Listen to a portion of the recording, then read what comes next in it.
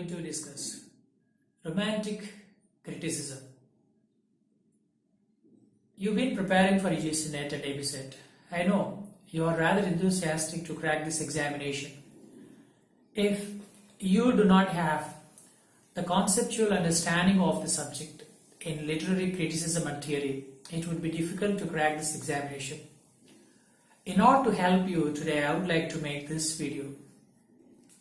Well, Romantic era is characterized by one important beautiful quality, that is imagination in its work.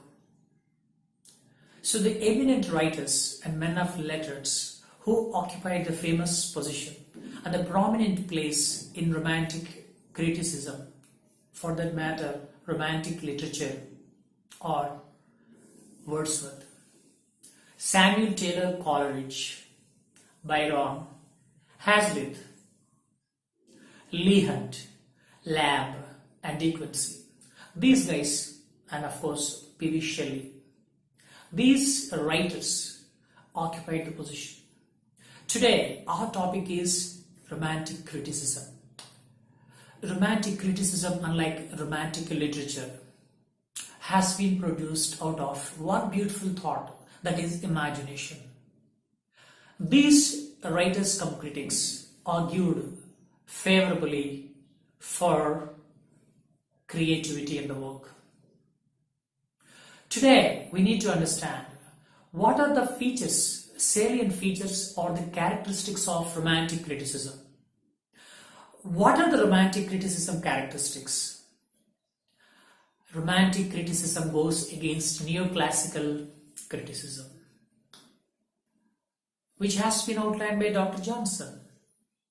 Neoclassical criticism gives prominent, significant, clarity to rules, adherence to rules, regulations, and certain different things. Whereas romantic criticism emphasizes on creativity. The people who argued in favor of romantic criticism said the work has to be clearly understood with imagination. The writer's mind has to be grasped.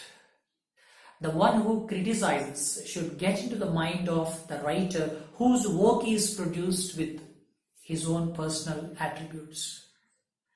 It starkly outlines the importance of imagination and creativity.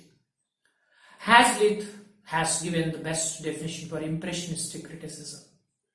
In this regard, in the examination called UGC, we guys have to really understand what are the features of, the dominant features of romantic criticism, which criticism goes against it, or which criticism is criticized by these people. So, St. Coleridge, of course, the romantic criticism was, the founding father of the romantic criticism was Wordsworth, but prominently the better and greater poet as well as the critic was St. Coleridge. Besides him, there were other critics such as Hazlitt, De Quincey, Leigh Hunt and Lamb too. These people spoke about spontaneity. Of course, we understand romantic criticism comes from two important books written by, one was written by William Wordsworth in 1800. His book was Preface to Lyrical Ballads, and Samuel Taylor Coleridge's famous book in 1817. Can you guess what that book was? Exactly, that was Biographia Literaria.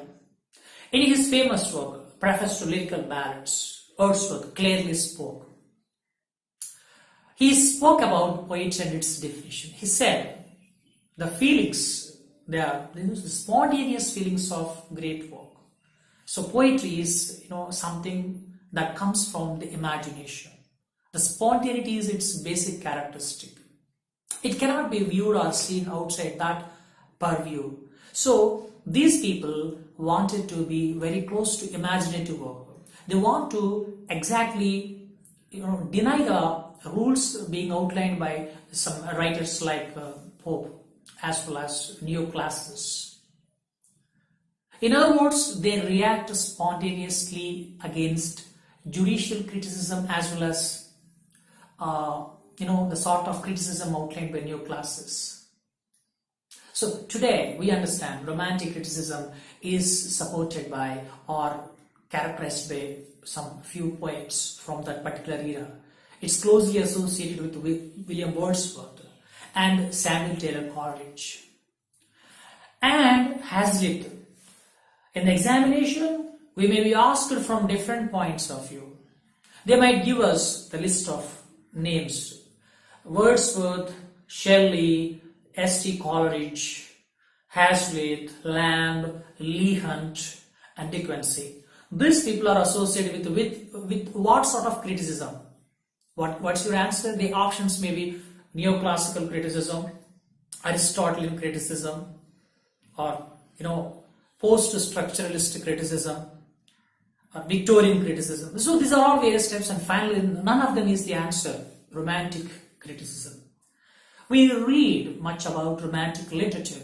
We would know some works of Wordsworth as well as S.T. Coleridge. We never go deep into some poets like Hazlitt, Leigh Hunt, Dickens, and Lamb. So we must be so thoroughly, doing some groundwork on these people. So what are the prominent things? Romantic criticism goes against neoclassical criticism. What is the other important feature of romantic criticism? It is, in other words, impressionistic criticism. What do they give importance to? They give importance to imagination and creativity. Do they deny anything? Yes, they deny the rules of Aristotle or Horace or prominent, works of literary imagination and literary output. They just want to give importance to imagination. They want to see the psychological, the basis of the writer. They don't want to go by rules outlined by the great works of art. So romantic criticism has occupied the famous position. And one more important thing, even today in modern literature and modern literary circles, romantic literary criticism has given importance to the disobedience towards certain rules and regulations in terms of writing, like rules, whether it should follow certain rules in making poetry. It has completely deviated from that.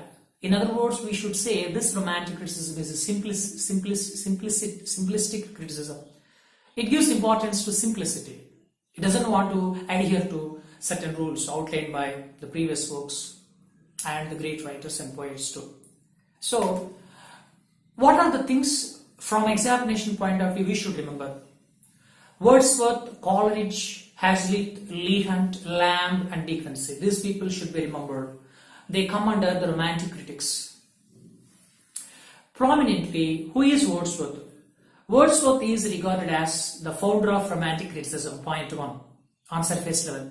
And what are the other things? Dickens belongs to which category of critics? Is it neoclassical? Is it Victorian? Is it modern or structuralist or post-structuralist? You have to keep in the category of romantic critics. We may be reading sometimes about purely on Wordsworth as well as S.T. Coleridge, but we have to read about these people too. There may be some reading, reason and assertion, like some questions based on that. They may put some points. Point one, this group belongs to this particular criticism. Their main features are they give importance to imagination. Creativity is their soul. So they want to go against neoclassical criticism. So what these points are all from particular group of critics in English literature, which is right, which is wrong. When we have clarity about romantic critics, you will be able to easily understand. They simply say no to neoclassical pattern of criticism, and Dr. Johnson they don't really like, and they go against judicial type of criticism, and there is this impressionistic criticism. So this way we can understand romantic era has been blessed with great poets as well as critics. They are William Wordsworth, Samuel Taylor Coleridge, and some people like Hazlitt, Leigh Hunt, and Lamb as well as Dickens. Hope you have some clarity in this romantic criticism. and from any point of view, if the question comes up, we must be prepared to answer. Okay, so get ready and do some research on this. Romantic criticism is such a great important area of literature and literary theory. Have a great time. Thank you.